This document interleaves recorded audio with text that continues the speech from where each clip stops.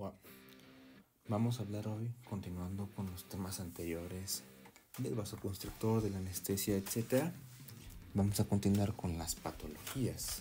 Sin embargo, antes de ver una por una, hay que entender un tema antes. Y este viene siendo el riesgo anestésico que tenemos con los pacientes.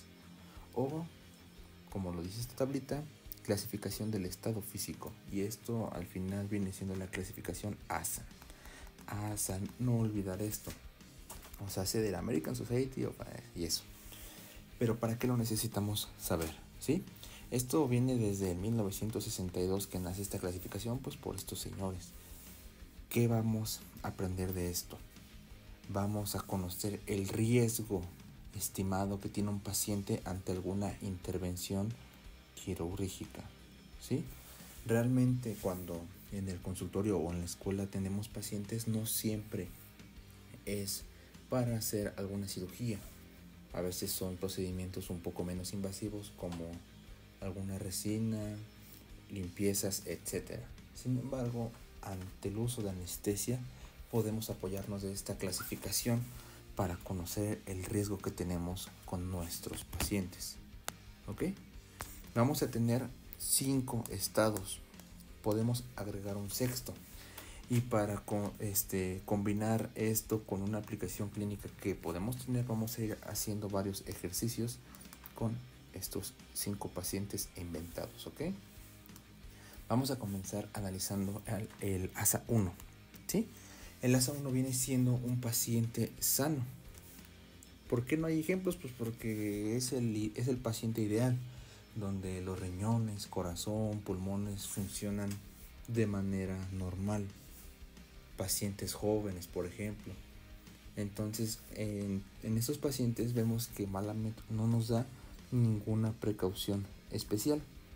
¿Ok? Vamos con el ASA 2. El ASA 1 ya vimos que es el paciente sano. Vamos a empezar a ver ahora pacientes donde ya tienen patologías. Y por eso tenemos que ver esto antes de las enfermedades puntuales. Vemos que aquí tenemos ya enfermedades sistémicas, que viene siendo el tópico principal de todo esto. ¿Como cuáles? Tenemos diabetes, epilepsia, asma, disfunción tiroidea y presión arterial. Nos está dando valores y embarazo. Pero ya no, lo que tenemos que ver aquí es que ya tenemos valores, ya tenemos herramientas con las cuales podemos clasificar nosotros a los pacientes. ¿Ok? Y vemos aquí, podemos realizar los tratamientos, sí se pueden, pero podemos o se nos sugiere modificar ciertas cosas de estos. Ahorita vamos a ver los ejemplos. Y a partir de aquí, a partir de ASA 2, quiero hablarlo como si fuera un solo conjunto ASA 2 y 3. ¿Por qué? Veamos que aquí nada más nos dice que tiene enfermedad sistémica leve, y en el ASA 3 ya nos habla que limita la actividad, pero no invalida. ¿Qué quiere decir esto o por qué creo que sea importante? Porque muchas veces, si no es por estos valores, va a ser complicado que aparentemente podamos identificar a un paciente con solo verlo. Ya tenemos que empezar a recabar muchos más datos. Si se fijan, aquí estamos hablando de infartos, de accidentes cerebrovasculares, asma, pero aquí también se repite, epilepsia y aquí se repite, disfunción tiroidea y aquí se repite. Entonces, para poder hacer una clasificación un poco más certera, ya tenemos que conocer los síntomas de estas patologías, ¿ok? Ya debemos conocer los síntomas de un hipertiroidismo, de un hipotiroidismo. Debemos saber cuáles son los síntomas, por ejemplo, de una diabetes tipo 2, hablando de una manifestación en laboratorios, etcétera, ¿ok? Entonces, estos dos pueden ser vistos como un conjunto. Sin embargo, aquí en esta tablita no menciona algo, y este sí lo voy a anotar: que un paciente, aunque esté sano, puede ser considerado como ASA 2 si tiene miedo o ansiedad. Si un paciente tiene estas emociones o estas reacciones, especialmente ante una consulta dental, aunque esté completamente sano, ya pasa a este nivel o a esta clasificación o a este escalón. ¿Por qué? Y eso lo vamos a ver muy a profundidad en otros videos, pero nos va a hablar de mecanismos que a partir de los recuerdos, a partir del miedo, a partir de experiencias previas, van a desencadenar respuestas fisiológicas que van a tener repercusiones incluso visibles, ¿ok? En la presión, por ejemplo, van a tener repercusiones visibles en lo que vienen siendo las reacciones vagales del paciente, como si sintiera dolor cuando aún no tiene ningún estímulo que lo provoque, ¿ok? Entonces, ¿qué va a pasar ahora si nuestro paciente con enfermedad sistémica leve también presenta mucho miedo y ansiedad? Todas estas cuestiones que eran asintomáticas, o incluso la presión en esos valores, por miedo ahora puede brincar aquí, ¿sí? Porque puede haber, por ejemplo en la tiroides, pueden haber síntomas desencadenados por un estrés. Y esta palabra la vamos a empezar a ver mucho en todo lo que viene siendo las enfermedades, estrés. Entonces siempre hay que considerar estas cuestiones, el miedo y la ansiedad, ¿ok? Entonces tenemos que tener una clasificación inicial del paciente que vamos a atender, pero después tenemos que tener en cuenta que puede fácilmente cambiar. Y ahora bien, si tenemos todo esto, ¿qué nos recomienda Malamud? Podemos aún así realizar tratamientos, sí se puede, pero aquí ya recomienda ciertas modificaciones, modificar los tratamientos. Ahorita vamos a ver ejemplos de esto, ¿ok? Ahora bien, estamos en ASA 3. ¿Qué pasa con ASA 4? Aquí ya tenemos esta palabra y estas dos palabras que son amenazas, ¿ok? Veamos ahora cómo nos habla acerca de los signos vitales. Veamos estas cifras de presión. 200, ¿ok? Pero ¿qué pasa? Tenemos un paciente, por ejemplo, ASA 2 o ASA 3, ¿ok? Y nosotros lo anotamos en la historia clínica. Mi paciente es ASA 2, mi paciente es ASA 3. ¿Qué puede pasar? Y aquí es donde quiero hacer mucho énfasis. Supongamos que estamos anestesiando y no aspiramos. ¿Qué puede pasar? Podemos elevar la presión, por ejemplo. Entonces un paciente que llega siendo ASA 2, ahora lo podemos pasar hasta acá, ¿ok? Entonces estos son estados que, si bien nos ayudan a clasificar, son estados dinámicos que pueden cambiar según el curso de la consulta. Puede pasar de aquí a aquí, de aquí a acá, etcétera, ¿ok?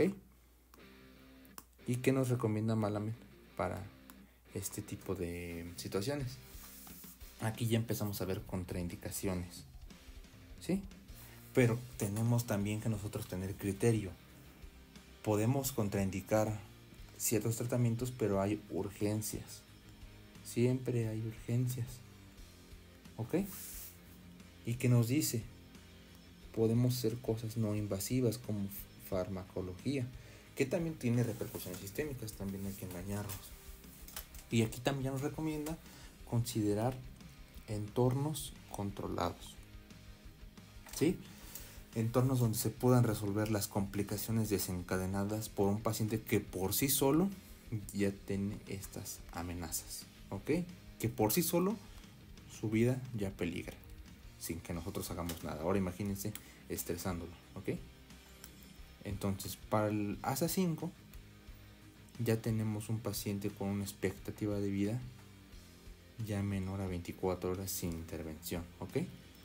Entonces aquí realmente va a ser muy difícil que un paciente llegue a una consulta dental para tratamientos, por ejemplo, electivos como resinas, etcétera. Aquí realmente ya son cuidados paliativos según Malamud, ¿ok? Y a veces tenemos un ASA 6 que Malamud también lo pone, solo que en esta tablita no la pone, ¿ok? ASA 6. Pero esto ya no está hablando de un paciente con muerte cerebral, que pues está en expecta o está siendo preparado para donación de órganos. Entonces realmente, ¿por qué es ASA 6? Porque una vez que el paciente entre a cirugía para donar órganos, pues no puede regresar con vida, ¿ok? Entonces ahora sí, con esta tablita vamos a poder resolver estos ejercicios, ¿ok? Vamos a ver el primero, que dice paciente 21 años, ¿ok? Si es un paciente de 21 años, un paciente joven, aparentemente sano. No nos está mencionando ninguna enfermedad sistémica en el momento. ¿Y por qué viene? Vamos a ver que el paciente, imaginemos que nos dice que tiene molestias al comer en la zona retromolar, ¿ok? Lo exploramos, sacamos radiografías y es un tercer molar que viene mesiangulado. ¿Qué podemos hacer con este paciente que dice Malamed? Primero, ¿en qué clasificación entra? Es un paciente sano, ¿ok? Ninguna precaución especial. Entonces, ¿cuál sería el paso 1 con la atención de este paciente? Pues colocar la clasificación que le corresponde, ¿no? ¿Este paciente qué sería? Pues sería ASA 1, ¿ok? ¿Qué podemos hacer?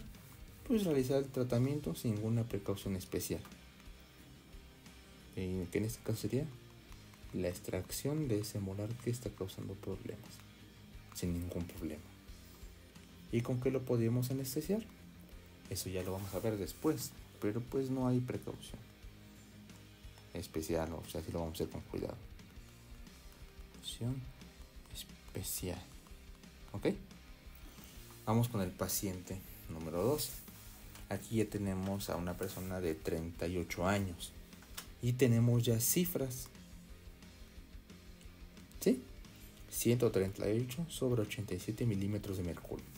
Sin haber visto aún el abordaje para anestesiar o elegir el anestésico con vasoconstrictor o sin vasoconstrictor de pacientes con esta condición, podemos ir a nuestra clasificación. ¿Qué nos dice? El paciente tiene hipertensión. Vamos a buscar dónde nos podemos hallar. En ASA 1, pues no, porque el paciente ya nos está hablando de una condición o una patología. Entonces el paciente no puede ser ASA 1. Vamos a ver ASA 2. Paciente con enfermedad sistémica leve. Y nos da valores. Vamos a ver qué tenemos aquí. 138 sobre 87. Aquí nos pone 140 y 90, que son los valores más bajos. Si se fijan, del paciente, aunque tiene presión con valores inferiores al que nos dice Malamed, realmente no podemos aún así clasificarlo ASA 1, aunque no tenga los valores necesarios para estar en ASA 2, ¿ok? ¿Qué tendríamos que hacer aquí? El paciente viene porque se rompió un diente, ¿sí? Fractura no complicada, o sea, no necesitamos realizar tratamiento de conductos y le duele pues con todo. Pues está roto el diente, se lo acaba de romper hace ratito, ¿no?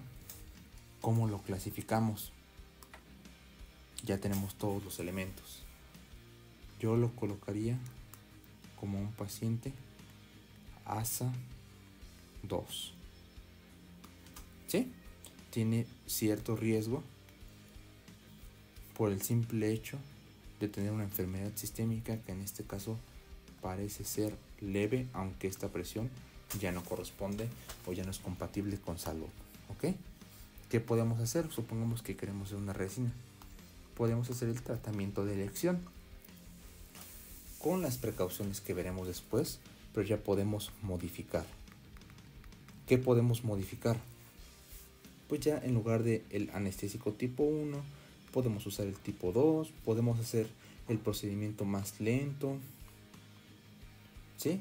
Etcétera. Esas son las modificaciones que podemos ir haciendo: el tiempo de trabajo, el anestésico, los materiales a utilizar, etcétera. ¿Ok? Supongamos ahora con el paciente número 3. Primero vamos con la edad, ¿sí? Este paciente tiene 55 años y nos habla de un antecedente de un accidente cerebrovascular. Aquí está la clave. Hace 6 años. Actualmente la persona es asintomática, pero está medicada con clopidogrel, que es un antiagregante. ¿Y qué pasa? Tiene dolor en zona de muelas, la revisas y es caries. No sé, grado 2 o 3, como quieras. ¿Sí? ¿Qué dice la clasificación? Vamos a buscar ACV. Aquí no está, no puede ser ASA 1. Aquí no está, no puede ser ASA 2. Aquí sí está. Más de 6 meses tras un accidente cerebrovascular.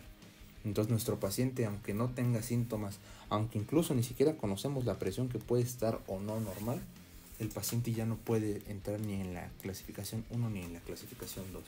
Entonces nuestro paciente va a ser ASA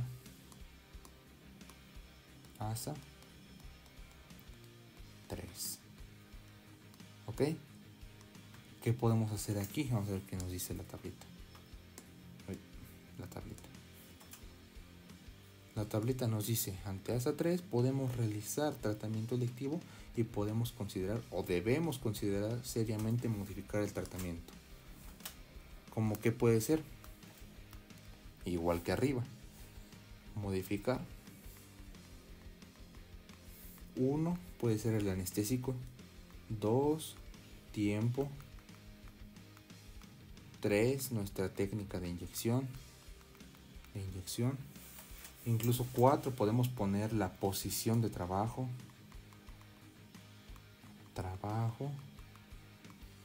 Métodos para reducir ansiedad.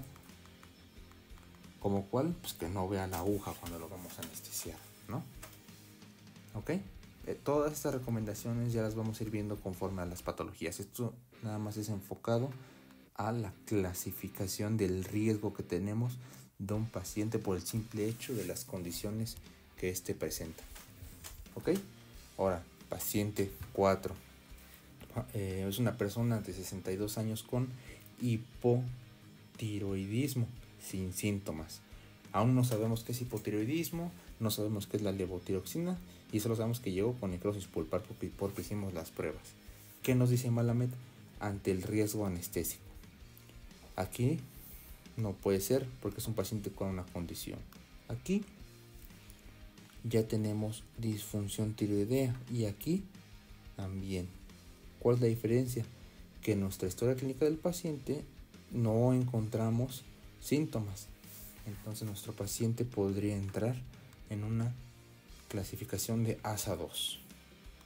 ¿Sí? Por el simple hecho de no presentar síntomas. Déjenme anotarlo.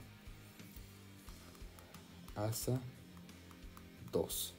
¿Y qué vamos aquí? ¿Qué podemos hacer aquí? Pues es continuar con nuestro tratamiento, pudiendo modificarlo o pudiendo no hacerlo.